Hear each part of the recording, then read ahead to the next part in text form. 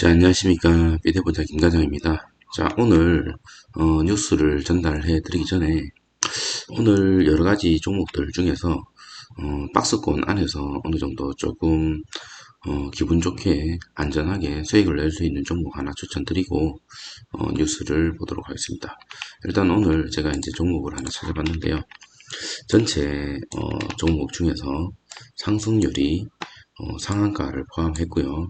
거래대금은 100억 원을 넘고 우선주와 관리 종목은 제거한 거래량 100만 주 이상, 그리고 신용한도 초과 제외, 그리고 가격은 1,000원 이상, 쉽게 얘기해서 동전주를 제외한 시가총액 1,000억 원 이상을 조회를 했더니 저번 주 금요일날 상승에 대한 종목들이 많이 나왔습니다. 그래서 첫 번째 상승 CCS 같은 경우는 30% 등락률을 기록했거든요. 차트를 보시면 30% 정도 이렇게 반등을 해줬고, 보시는 것처럼 5일선과 11선 그리고 21선을 돌파하는 장대 양봉이 나와줬습니다. 하지만 이 종목은 제가 패스하도록 하겠습니다. 단기손익 대폭 증가라는 어떤 이슈가 있긴 한데, 보시는 것처럼 PER 자체가 매우 높아요. 195배. 이 때문에 일단은 저는 조금 피하도록 할 거고요. 제가 종목을 보다 보니까 지금 IT생 같은 경우도 매출 감소, 영업이익 증가로 해서 이슈로 지금 많이 갔죠. 이미 많이 간 상태고, 그리고 여러 가지 종목들이 있는데 제가 눈에 띄는 종목이 사실 이 스맥이라는 종목이거든요. 이 스맥이라는 종목이 매출 확대에 따른 영업이익 증가, 그리고 시가총액이 1,700억 정도인데 매출액이 1,595억이고 PER 자체가 일단 14배, 어느 정도 조금 안전하다. 그리고 보시면 아시겠지만 전년 동기 해서 대비 연결 기준 매출액은 19% 증가, 영업이익은 249%, 단기순이익은 1000%가 증가했습니다. 그래서 엄청나게 지금 실적이 개선된 어떤 그런 종목이거든요. 그래서 특히나 지금 로봇 관련된 어떤 이슈가 뜨고 있는데, 로봇 등을 제조하는 기계에 대한 어떤 사업도 있고, 재무제표를 제가 잠깐 살펴봤더니만 과거에 계속적으로 적자를 하다가 최근에 이제 흑자가 났고, 영업이익이요. 그리고 특히나 2023년도 마찬가지로 보시는 것처럼 지금 3월달 1, 4분기, 2, 4분기, 3, 4분기가 다 합치면 작년을 실적을 이미 넘어섰어요. 이게 실적주입니다. 실적주. 그래서 흑자에서 적자로 넘어가는, 그리고 2022년보다도 2023년이 더 올라가는 그런 실적주다. 그렇기 때문에 저는 이거를 대박을 낼 수는 없지만 안전하게 수익을 낼 수 있는 자리지 않을까라는 생각이 듭니다. 자, 그거에 대한 전략을 잠깐 말씀드리면, 일단은 이 박스권을 있거든요.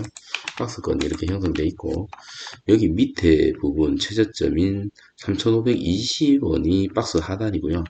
그리고 지금 이날 돌파를 시도했지만 막혔습니다. 그래서 이날은 이제 박스권 위에서 이제 막혔다. 1차 지금 시도했고 실패, 2차 시도 실패를 했는데, 만약에 이렇게 내려와서 이 하단에서 어느 정도 기회를 준다면 저는 진입해 볼 생각이고요. 그리고 이 박스권 안에서는 자유롭게 움직일 가능성이 매우 높습니다.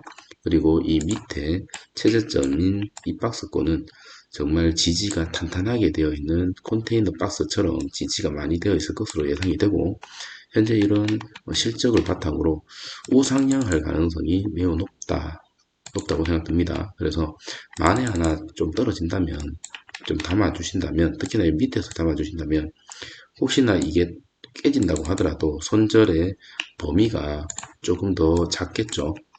근데 상승의 이력이 더 많고, 혹시나 요 박스권을 깬다면 다음 박스권인 이 상단 부분까지도 넘어가지 않을까라는 생각이 듭니다. 여기 보시면 여기까지. 그러면 그 위로서는 더 자유롭게 움직일 수가 있겠죠. 그래서 저는 이 종목 1차적으로 목표를 어느 정도 생각을 하냐면, 지금 최소한 월요일날 좀 빠져주면 좋겠다. 특히나 이 밑에까지 좀 빠져준다면 안전하게 좋은 자리에서 매수를 해서 이 박스권 안에서의 움직임에서 어느 정도 수익을 좀 챙겨보고, 만약에 이걸 뚫어버리면, 혹은 월요일날 이걸 뚫잖아요. 뚫으면 그때 진입해도 괜찮지 않을까. 그리고 손절가는 여기 보시는 이 상단, 뚫기에는 어, 어렵지만 한번 뚫으면 이 밑으로 잘 안 내려오거든요. 그래서 만약에 하나 뚫으면 이 밑으로 내려오면 손절한다 생각하시고 단타로 대응하는 방법도 어떨까라는 생각이 듭니다. 저도 월요일날 이거 한번 지켜볼 생각입니다. 자, 주저리 말이 좀 많았는데 지금 뉴스를 빠르게 살펴보고 영상을 마치도록 하겠습니다. 자, 증시 대기 자금이 지금 50조가 넘었답니다. 이 말은 뭐냐면 증시 대기 자금이라는 거 다들 아시겠지만 다시 한번 말씀드리면 투자자의 예탁금, 쉽게 얘기해서 우리가 주식 투자를 하기 위해서 증권 계좌에 들어가 있는 돈이라고 생각하시면 되죠. 쉽게 얘기해서 지금 대기 자본들이 51조 두 달 만에 최대치다. 그리고 과거의 외인들이 우리나라 국내 증권 주식을 사기 위해서 어떤 등록 절차가 상당히 복잡했거든요. 근데 지금 그게 바뀌었어요. 보시면 아시겠지만 14일부터 투자자 등록제가 폐지됐습니다. 외국인한테만 적용되던 투자자 등록제. 이 투자자 등록제는 금융감독원에 사전 등록을 해야 돼요. 신고하고 나서 증권회사에 계좌가 개설했던 어떤 절차가 좀 복잡했는데 지금은 바로 그냥 계좌를 개설할 수 있기 때문에 외국인들도 어느 정도 국내 시장에 들어오기가 조금 좋아졌다. 그리고 금리 인하에 대한 어떤 그런 것들의 기대감, 이런 여러 가지 이유가 있지 않나라는 생각이 듭니다. 당분간은 산타 랠리가 좀 이어지지 않을까라는 생각이 들고요.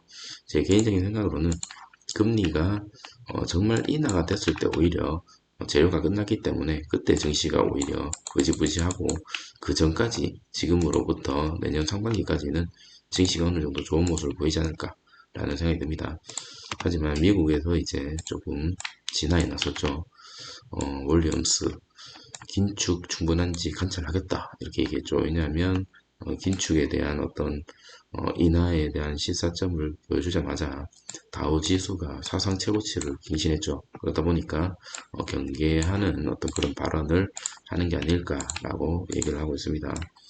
자, 시장이 산탈레리를 이어가자 윌리엄스 총재가 나서서 진정하는 분위기다 이렇게 얘기를 하는데 내년에 금리 인하는 거의 기정사실화된 것 같습니다. 자, 한국은행 생산성이 하락하고 인구 감소가 우리나라가 이제 20년 후에는 역성장하겠다라는 얘기가 나왔죠. 경제 성장률에 대해서 비관적이고 2042년부터는 마이너스 성장. 그러면 우리가 해야 될 거는 신사업을 포착해야 됩니다. 뭐 로봇이라든지 반도체라든지 2차 전지라든지 기술로 우리는 먹고 살 수밖에 없죠. 초저성장 국면 진입, 가감한 이민 정책, 그리고 디지털 전환, 이런 쪽에 국고에 돈을 투자를 해야 된다. 특히나 지금 얘기하고 있는 거는 시스템 반도체, 패키징 발전해야 된다. 이렇게 얘기하고 있죠. 요새 반도체 얘기 많습니다. 내년에 반도체가 주도주가 될 것 같습니다.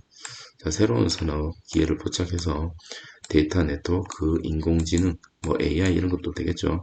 디지털 전환에 힘을 써야 된다. 라는 뉴스 한눈에서 냈고요. 우라늄, 지금 현재 우라늄 가격이 엄청나게 많이 올랐습니다. 왜냐하면 원자력 발전이 전 세계적으로 계속 발전하고 있죠. 그러다 보니까 16년 만에 최고치. 이 우라늄이 있어야지만 원자력 발전소의 어떤 그런 핵심 재료다. 그렇기 때문에 지금 현재 이런 우라늄에 대한 어떤 공급난이 난항을 겪고 있다라는 겁니다. 자, 그리고 낸드 시장 회복 가능성에 대한 뉴스입니다. 특히나 삼성전자와 하이닉스가 어떻게 보면 실적이 많이 개선될 것으로 보여지죠.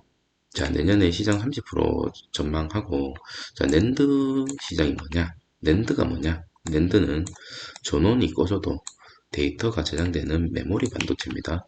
그래서 온디바이스 AI, 이 온디바이스 AI에 주목할 필요가 있어요. 온디바이스 AI는 앞으로 계속 나올 겁니다. 스마트폰이 쏟아져서 이거 저번에 제가 영상에서 말씀드렸다시피 앞으로 인터넷이 없어도 스마트폰 안에 이 온디바이스 AI가 장착되는 폰이 나오면 앞으로 통역이라든지 개인의 쉽게 얘기하면 자비스 아시죠? 아이언맨의 미래의 자비스가 될 수 있는 시초가 제가 봤을 때 온디바이스라고 봅니다. 인터넷에 연결 안 돼 있어도 다 되는 그런 생성형 학습형 AI다. 자, 그런 필수품 낸도 수요가 올라가겠죠. 왜냐하면 이 온디바이스 AI가 성장하기 때문에. 자, 양사 삼성전자, 하이닉스 둘 다 낸드 부분에 하반기 흑자 전환 이때 동안 계속 적자였죠. 실적을 깎아 먹었지만 이 낸드 사업이라는 게 전망이 좋았기 때문에 삼성과 하이닉스에서 돈을 계속 투자했지만 계속 적자였는데 이제 실적을 깎아먹는 낸드 사업에 회복한다. 내년에 낸드 시장은 올해보다 30% 이상 성장할 것으로 보여지고 실적을 뒷받침하다. 자, 낸드 시장의 부활은 온디바이스 AI 제품의 등장과 맞물리고 삼성전자 갤럭시 S24 시리즈에서 이게 이제 탑재되어서 나온다고 합니다.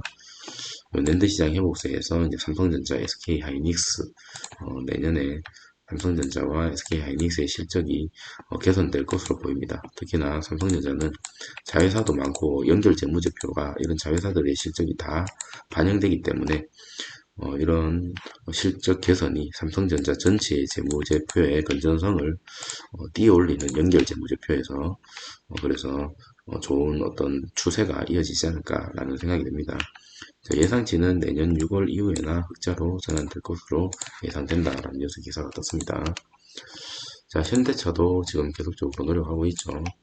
지금 친환경 미래항공 그리고 디지털 금융 역량 강화 이거를 위해서 아랍에밀리트하고 지금 3대 국부 펀드로 꼽히는 무바날라 투자 회사와 친환경 수소 생산, 미래 모빌리티 이런 쪽으로 협력에 나섰다라는 뉴스 기사입니다.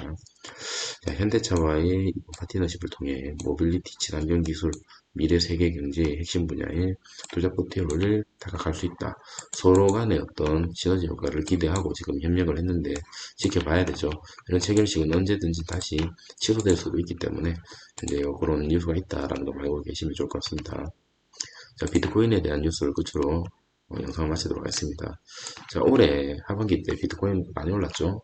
내년에 사람들에 대한 어떤 의견을 한번 보도록 하겠습니다.